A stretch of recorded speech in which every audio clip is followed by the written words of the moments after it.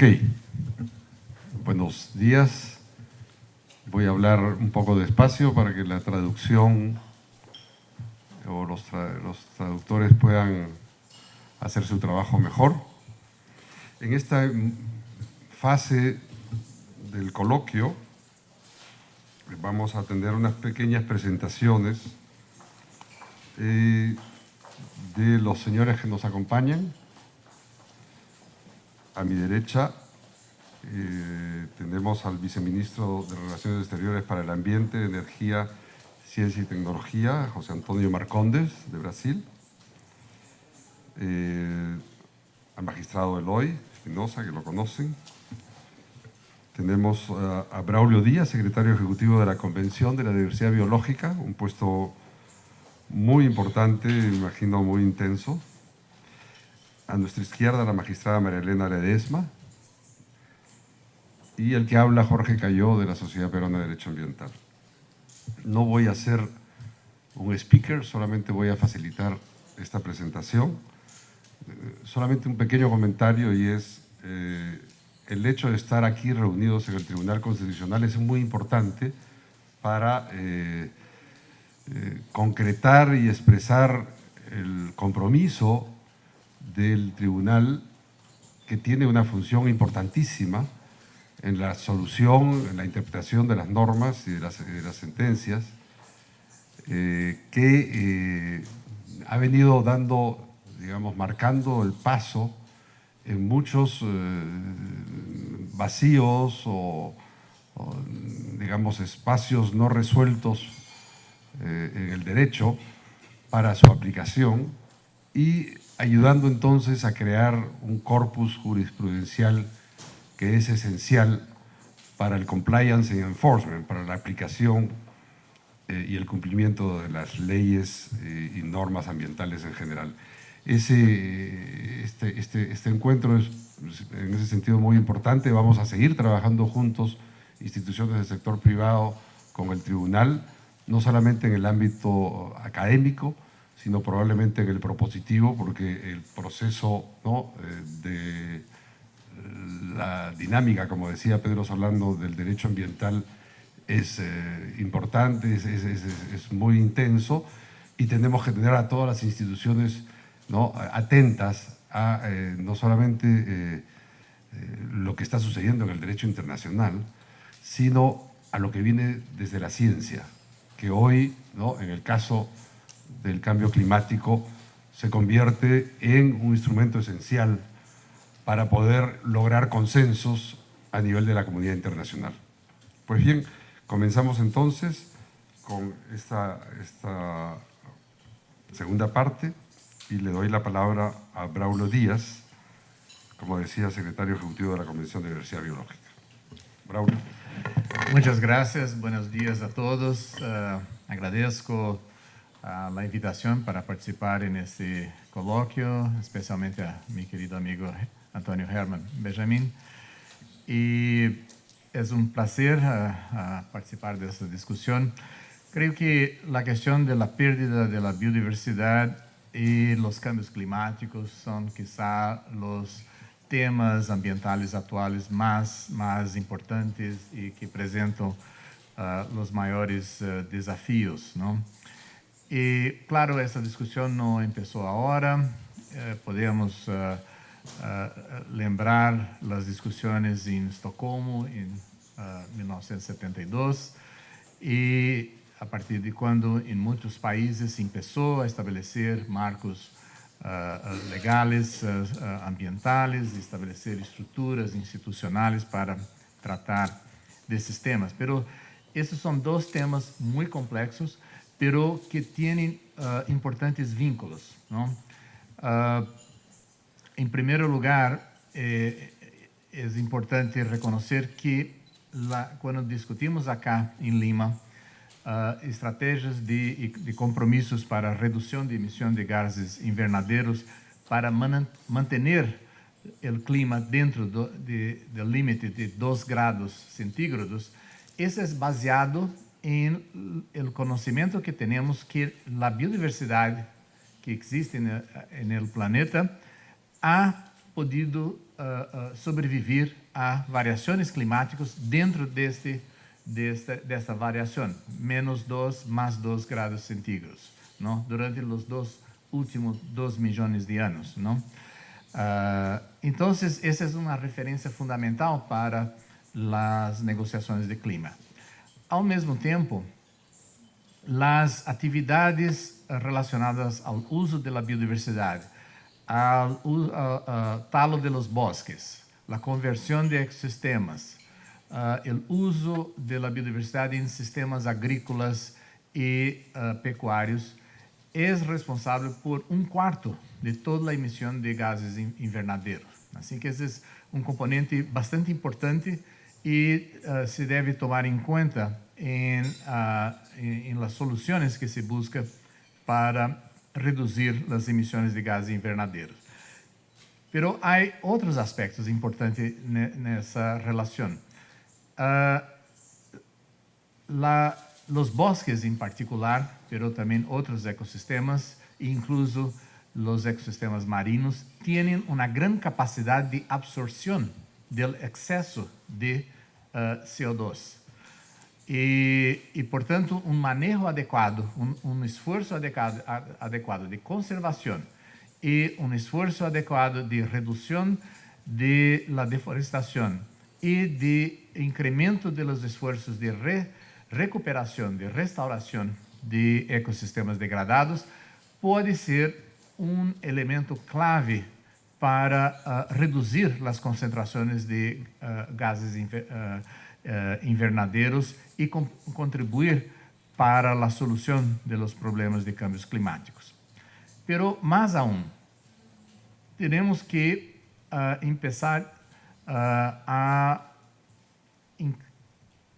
incrementar iniciativas de adaptação. E já o ministro Manuel Pulgar mencionou a questão da resiliência. Necessitamos ecossistemas resilientes, quer dizer, ecossistemas com capacidade de resistir e de se adaptar a los cambios, não?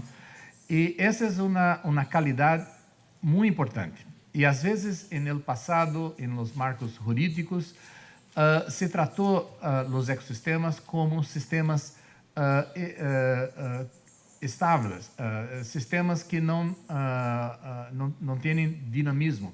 Mas é erro. O que sabemos da ciência, da ecologia, é que os ecossistemas são dinâmicos e é importante tomar isso em conta.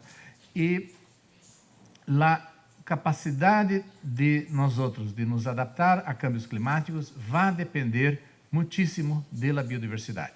Por exemplo, a questão de segurança alimentar, não? Os sistemas agrícolas, não, em todo o mundo vão ser fortemente impactados por los cambios climáticos. E para promover a adaptação de los sistemas de produção a los cambios climáticos, vamos necessitar de los recursos genéticos. É a base de adaptação de los cultivares, de los animales domésticos. E se seguimos perdendo a diversidade biológica, vamos ter uma redução das opções de adaptação hacia o futuro. É muito claro que o cambio climático promove incremento na intensidade e na frequência de eventos climáticos extremos, as sequias, as inundações e, mais uma vez, a biodiversidade é elemento clave para reduzir a intensidade desses impactos, não? Se temos território, uma paisagem com áreas importantes de bosques, de humedales, esses ecossistemas têm a capacidade de tamponar, de reduzir as intensidades, porque podem absorver o excesso de água em las grandes lluvias e depois liberar lentamente a água durante o resto do ano, assim reduzindo a intensidade das sequias, não? Então, isso apenas para mencionar a complexidade e a riqueza das interrelações entre esses dois grandes cuestiones, ¿no? Como ustedes saben, el ministro Manuel Pulgar mencionó, el convenio de biodiversidad ha tenido grandes avanços y el convenio tiene tres grandes objetivos: promover la conservación de todos los tipos de biodiversidad, especies, ecosistemas, diversidad genética e incluso lo que llamamos de servicios ecosistémicos, pero también promover el uso sostenible de la biodiversidad y, más aún, promover la partición justa y equitativa de los beneficios derivados del uso de los recursos genéticos y de los conocimientos tradicionales asociados, ¿no? Y ese tercero objetivo quizá ha sido el objetivo más innovador del convenio, ¿no? Pero ha sido también el más difícil de poner en práctica. Y el ministro mencionó también que recientemente logramos colocar en vigencia legal el protocolo de Nagoya, ¿no? Y Perú ha sido uno de los países que nos ha apoyado con la ratificación de su adhesión al protocolo. Tenemos hoy en día 57 países que ratificaron y, claro, queremos tener todos los países que hacen parte del Convenio de Biodiversidad como miembros del Protocolo de Nagoya. Y el Protocolo de Nagoya tiene un elemento fundamental de justicia. Es un principio para promover más equidad en las relaciones, ¿no? Porque, claro, si hoy tenemos un mundo asimétrico con países ricos por un lado y países pobres o en desarrollo en otro, es porque los países ricos se apropiaron de los recursos naturales de los países que hoy en día son pobres, ¿no? Así que quizá para muchos países en desarrollo la biodiversidad es quizá su mayor riqueza. No es la minería. La minería es muy importante, tanto en Perú como en Brasil, pero la biodiversidad es quizá la riqueza más importante de los países y hay que reconocer más ese facto, ¿no? Y claro, eso tiene un potencial muy grande, pero ese potencial para se realizar totalmente necesita de marcos jurídicos adecuados, de sistemas de gobernanza adequados. Hablamos muchos en las últimas décadas del fenómeno de la tragedia de los bienes comunes, ¿no? The tragedy of the commons.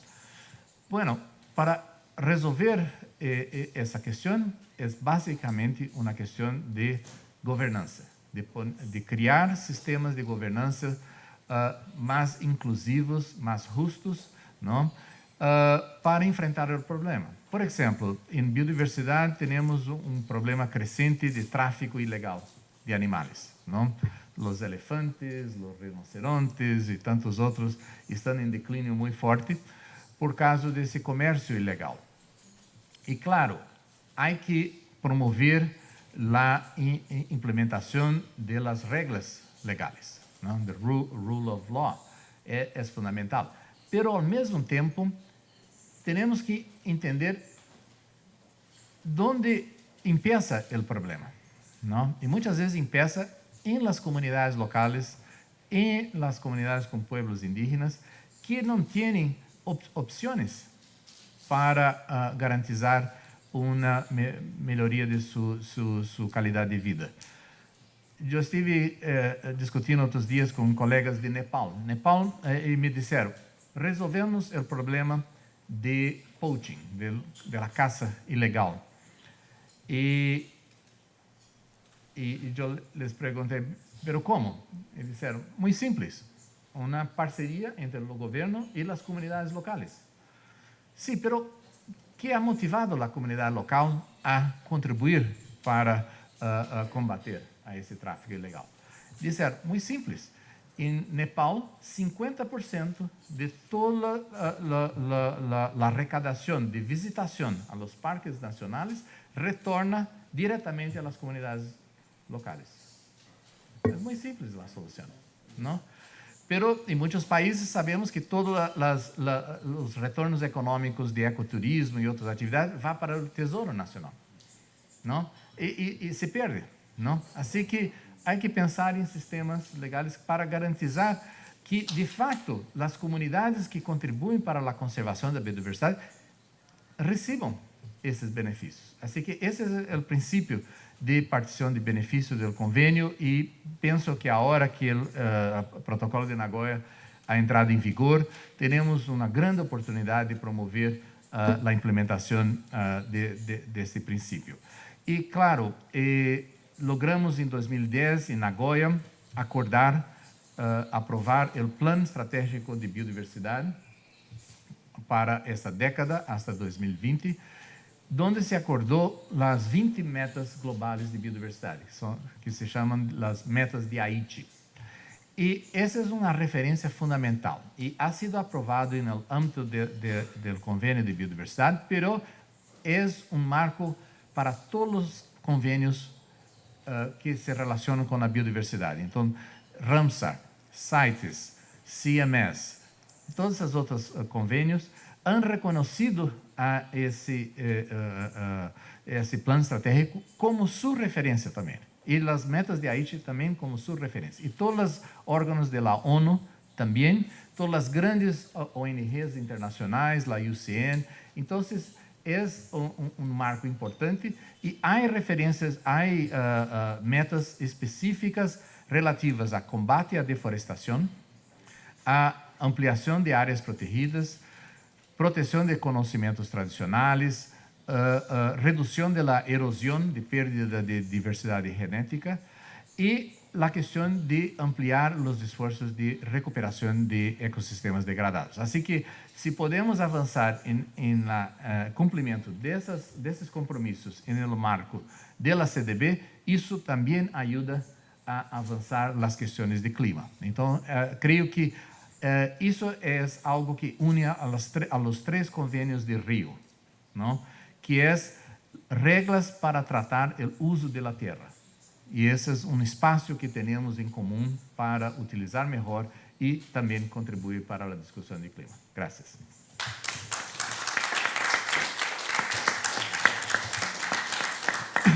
Muchas gracias. Para los amigos extranjeros, un comentario sobre la legislación regional de acceso a los recursos genéticos en la comunidad andina. Tenemos una ley subregional, la decisión 391, y se trabajó en los primeros años, después de 2, 3 años o 5 años del Río 92, y esa legislación en la práctica, cuando lo hemos tratado de aplicar, ha sido prácticamente imposible cumplimiento. Y entonces, uno de estos objetivos de la Convención de Diversidad Biológica, de permitir el acceso, ¿no?, a los recursos genéticos con el reconocimiento, la participación justa y equitativa de las partes involucradas, no ha podido, por un problema jurídico, y por eso lo menciono, ser, digamos, una práctica que viabilice un flujo de conocimientos tanto desde la ciencia occidental como conocimientos tradicionales. Estamos proponiendo desde varios países ya una modificación para poder tener mayor flexibilidad y una concepción distinta de qué cosa es verdaderamente el recurso genético. Es un tema que da para mucho, pero solamente lo menciono porque en este dinamismo que hablamos de cómo se desarrolla el derecho ambiental, hay situaciones como esta, en donde con prueba y error vamos dándonos cuenta de que algunos instrumentos no funcionan cuando se tratan de aplicar. Pero bueno, muchas gracias. Braulio, ahora pasamos a la intervención del embajador José Antonio Marcondes, que, como dije, es viceministro de Relaciones Exteriores para el Ambiente. Miren, interesante, Ambiente, Energía, Ciencia y Tecnología de Brasil. Bienvenido. Gracias, Jorge, y buenos días a todos y a todos. Yo no osaré hablar sobre las cuestiones de derecho, porque con tantos juristas aquí presentes sería una osadía y un riesgo muy grande para mí. Pero lo que yo quisiera es un poco conectar ustedes con qué es lo que estamos haciendo allá en el Pentagonito, cuáles son los temas que están sobre la mesa, cuáles son los temas que están aún complicados y un poco la visión de mi país con relación a este proceso. Entonces, si me permiten, yo evitaría hablar porque mis letras jurídicas están bien apagaditas. Entonces, necesitamos contar con el apoyo de juristas como ustedes para justamente avanzar en esa tarea colectiva que estamos hoy día enfrascados. No es ninguna coincidencia que por segundo año la conferencia de las partes de la UNFCCC se realiza cuando otro extremo evento extremo climático está pasando allá en el Pacífico. El año pasado y este año un nuevo ¿cómo se dice? Tifón. Un super tifón avanza en su devastadora ruta de destrucción. Como mencionó Braulio hace poco, esos extremos eventos, prolongadas sequías, inundaciones, verdaderamente están ocurriendo de una forma mucho más seguida de lo que en el pasado. Ese fato nos era alertado por la ciencia.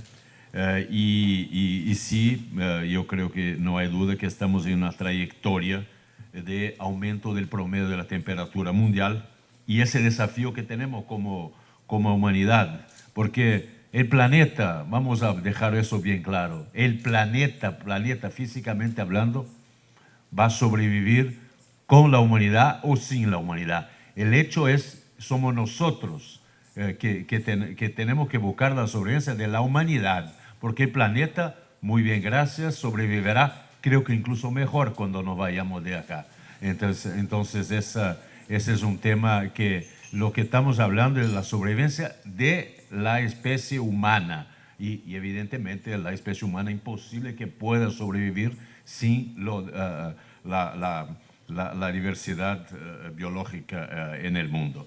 Entonces la humanidad está expuesta a riesgos inimaginables en el pasado y tenemos justamente que buscar revertir esos riesgos. Bueno, yo no voy a entrar en la historia de la Convención de 92, pero creo que yo quisiera empezar como marco cero de mis observaciones, la plataforma de Durban, en donde en una decisión, yo creo que no sería demasiado hablar de una decisión muy histórica, diría yo. Los países, después de fracasos muy recientes en el intento de mejorar el régimen multilateral del clima, me voy a detener mucho sobre el régimen multilateral. Pero los países decidimos ingresar en un proceso con doble rieles o dos vías. Una vía negociadora que justamente para la negociación de un instrumento legal, con fuerza legal, bajo la convención y aplicable a todos. Para que que entre en vigor a partir de 2020. Y el otro, un proceso de cooperación, de esfuerzos, justamente para qué es lo que aún podemos hacer antes del año 2020. Entonces, yo quisiera un poco aquí detenerme sobre la primera vía de Durban. Y la vía de Durban dice muy claramente lo siguiente. Vamos a negociar un instrumento, protocolo, acuerdo, número 1. 2, ese instrumento tendrá fuerza legal Y tercer elemento, ese instrumento será aplicable a todos. Y el cuarto elemento, que todo lo que se hará será bajo la convención. Empiezo por la última parte. Bajo la convención, nada y nadie, en el momento que se definió Durban, dijo que la convención se cambiaría. Vamos a trabajar para profundizar el proceso, mejorar el régimen, pero no cambiar la convención. La convención es, ¿cómo se dice, doctor Benjamín? Una cláusula pétrea, no sé si... Bueno, es inmutable, es intacta, porque estamos bajando bajo este criterio. Nadie decidió que íbamos a cambiar la convención. Eso es más que un dato, es una constante. Debe permanecer, debe quedarse como está. Entonces, lo que estamos haciendo es trabajando para avanzar elementos de mayor capacidad de respuesta por los países. Entonces, el otro es la cuestión de que tenga fuerza legal. Que tenga fuerza legal. Yo creo que aquí están tantos juristas. ¿Qué es lo que significa eso? Que nosotros, países miembros, vamos a ingresar lo que se decida en París el año 2015 como normas internas. No será simplemente un acuerdo de buenas intenciones, un memorando de entendimiento, mejores esfuerzos. Será así parte de la construcción jurídica multilateral y de cada uno y de todos los países. Así entendemos la fuerza legal. Entonces, hoy día estamos en una situación de una gran discusión si ese nuevo instrumento será legalmente vinculante, se dice, será legalmente vinculante o no. Y yo creo que es suficiente leer la plataforma de Durban, que esto queda absolutamente claro y respondido por una sencilla lectura, que siempre me gusta decir que cualquiera que quiera ingresar en una facultad de Derecho, que quiera ingresar, que siquiera prestó el examen, ya lo entiende que esto es legalmente vinculante. No requiere ningún postdoctor en Derecho Internacional. La lectura sencilla de eso nos permite llegar a esa muy obvia conclusión. ¿Por qué se llega a esa muy obvia conclusión? Está dicho y así lo acordamos. Bueno, será aplicable a todos, no tenemos duda. También es un avance del régimen de control del clima, en donde obligaciones que, como bajo la convención, había la obligación de los países de un anexo, que hay varios anexos en la convención, y el anexo 1 de la convención dice quiénes son los que tienen que tomar el liderazgo de esas acciones. Son, para ponerlo de manera muy, quizá más comprensible para lo que no hayan visto recientemente el texto de la convención, los anexos 1 son los países desarrollados. Entonces, eso sí tienen que tener una responsabilidad primaria de esos temas. Entonces, ¿qué es lo que estamos mirando? Hay la discusión que ahora estamos enfrascados esta semana y ya hace más tiempo, es de cómo vamos a llegar a ese resultado, cómo vamos a llegar a ese instrumento, protocolo para ser firmado en París. Y como mencionó el ministro más temprano, justamente estamos trabajando estos elementos. Yo creo que de otra manera se podría entender como un borrador preliminar, un borrador cero para que se pueda el año que viene trabajar y empezar todo el ejercicio de quitar corchetes y poner otras ideas y soluciones, etc. Entonces tendremos la idea que salgamos de Lima con estamos llamando de elementos. En realidad será un borrador preliminar como un documento de trabajo. Entonces, pero yo creo que valdría la pena también quizás mencionar el hecho de que en ese proceso evolutivo de la negociación, hemos tenido el año pasado en la conferencia de Varsovia, de la Conferencia de las Partes en Varsovia, una decisión de que los países presentarían sus contribuciones pretendidas nacionalmente determinadas.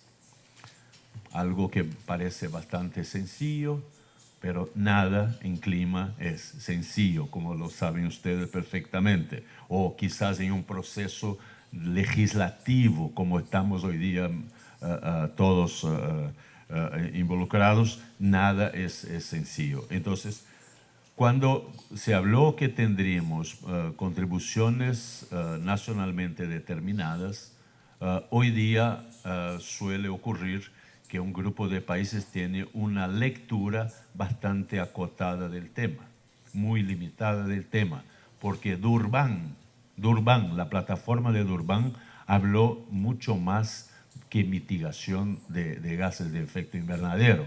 Durban habló de mitigación, habló de adaptación, habló de medios de implementación, habló de transparencia en la acción y transparencia en el apoyo. Entonces, simplemente decir, y como estamos trabajando bajo el subparaguas de Durban, lo que tenemos que ser coherentes con Durban. Durban no fue algo únicamente para determinar la disminución de los gases. Es uno de los elementos de Durban.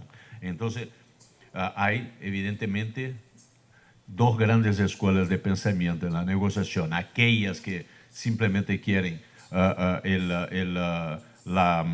mitigación y las otras que queremos una cosa más abrangente y inclusiva.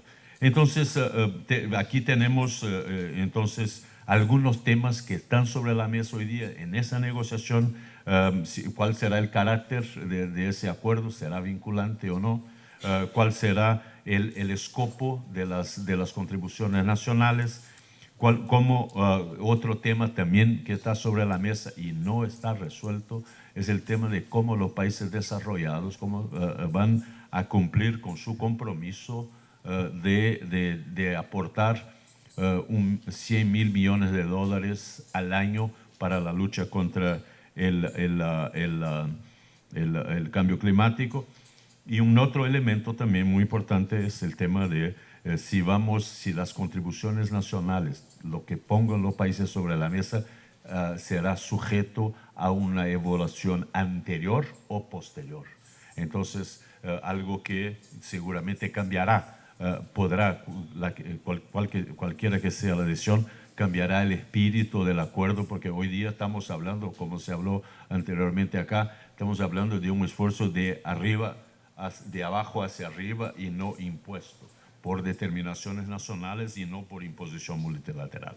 Entonces, esos son básicamente los temas. Nosotros estamos acá, Brasil vino acá trayendo contribuciones, trayendo varios elementos para avanzar esa negociación y justamente para que se pueda llegar en París y tener un acuerdo que sea efectivo, que sirva para controlar el aumento de la temperatura en 2 grados Celsius. Segundo, que sea justo, porque justo, y me permito usar un poco la expresión que la usó Braulio, que los países desarrollados se apropiaron de la biodiversidad de países en desarrollo o de países megadiversos. En el caso del clima se puede hacer quizás una analogía. Como los países se apropiaron de la biodiversidad, los países ricos, los países que se desarrollaron hace más tiempo se apropiaron de los espacios en la atmósfera para los gases de efecto invernadero. En otras palabras, acumularon gases allá arriba y aquí abajo llenaron sus bolsillos, permitiendo que sus poblaciones pudieran estar pudieran dar mejores niveles de vida a sus poblaciones. Entonces, es un tema de justicia que tenemos que tener en cuenta. Y un otro tema que es ese acuerdo, un otro elemento que es un tema muy fuerte para nosotros, ese tema tiene que estar basado muy orientado por los últimos datos de las ciencias. Entonces, yo quisiera dejar aquí y una última frase, y me perdono, me disculpo por tomar tanto tiempo, es el tema que justo hablaba con Braulio antes de que empezáramos aquí esta charla, el hecho de que ya es hora que la Convención de Cambio Climático de Naciones Unidas deje de legislar y entre en un periodo de puesta en práctica de sus acciones, porque hace mucho tiempo que estamos legislando y con muy poco esfuerzo justamente para implementar, poner en marcha nuestras decisiones. Dejar de legislar y pasar a poner énfasis sobre la implementación. Muchas gracias.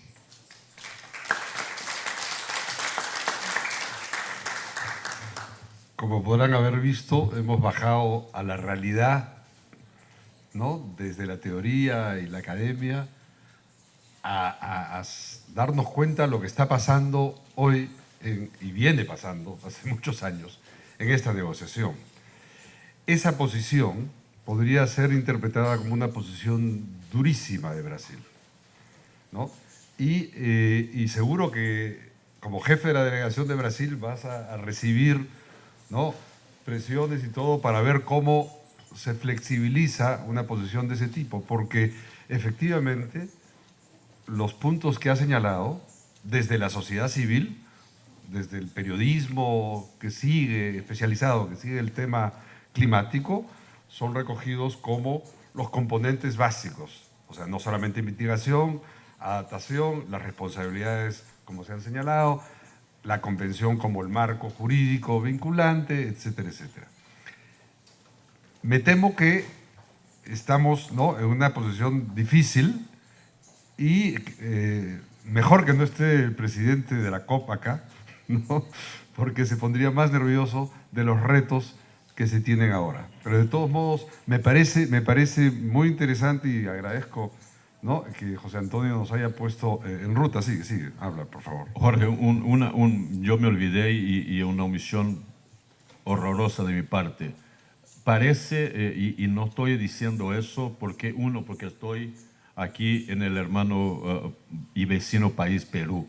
Dos, porque estuvo acá el ministro presidente de la COP. Pero es más que justo hacer un reconocimiento público de la actuación de la presidencia peruana. ¿Y a qué me refiero a eso? La presidencia peruana no solamente pudo ofrecernos instalaciones magníficas para conducir los trabajos, pero también está conduciendo de manera muy hábil, muy no sé, astuta, se puede decir, con mucha inteligencia la conducción del proceso. Siempre muy presente, pero no excesivamente presente, actuando en los bastidores, conversando con todos, y estoy hablando de todos, de Afganistán a Zimbabue, de A a Z, conversando con todos los grupos, todos los países y buscando soluciones. Y nosotros estamos justamente apoyando, y quiero hacer de público ese reconocimiento de la actuación del ministro Pulgar Vidal, todo su equipo, y justamente porque nos anima mucho ese tipo de actuación, porque justamente es fundamental porque si Lima no es el éxito que todos esperamos, París seguramente no será un desafío sencillo llegar a París y firmar el acuerdo. Entonces, toda la actuación de la presidencia peruana la reconocemos y la alabamos. Muy bien, muchas gracias. Con este marco damos por finalizada esta parte y entramos a las siguientes exposiciones que van a ser conducidas por el magistrado Loy. Muchas gracias. Entiendo que tienen muchas responsabilidades, tienen que volver a las negociaciones.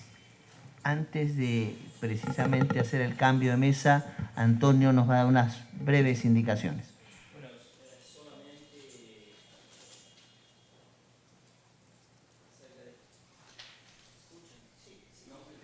Sí, gracias. Solamente acerca de la logística de los dos paneles que tenemos ahora. El primero panel es sobre cambios climáticos y derechos humanos y vamos a enfocar en el plan constitucional y los regímenes legales nacionales. Aquí hubo un pequeño equívoco porque mi querida amiga y colega Marie-Claire Seger está en el segundo panel con nosotros, Niloufer y los otros colegas que aquí están en este panel. Y también yo quería sugerir, señor presidente, que como la idea es un diálogo, que podamos hablar cada uno de los ponentes 5 o 7 minutos y ahí vamos a empezar el diálogo, que creo que es muy importante. Aquí es de high level, no solamente los ponentes, pero los que están participando también. Y creo que va a ser muy, muy importante, muy útil tener tenemos más gente de lo que lo esperábamos, queríamos 20 y pocas personas, pero creo que es todavía posible hacer esta discusión. Entonces, con estos pequeños cambios, yo quería agradecer muchísimo a los dos keynote speakers, al profesor Braulio Díaz y al embajador José Antonio Marcones, que se olvidó de contar, pero dio una indicación discreta que es abogado también. Por tanto, es más un infiltrado que nosotros tenemos en la diplomacia. Y con esto agradecemos muchísimo a este panel excepcional.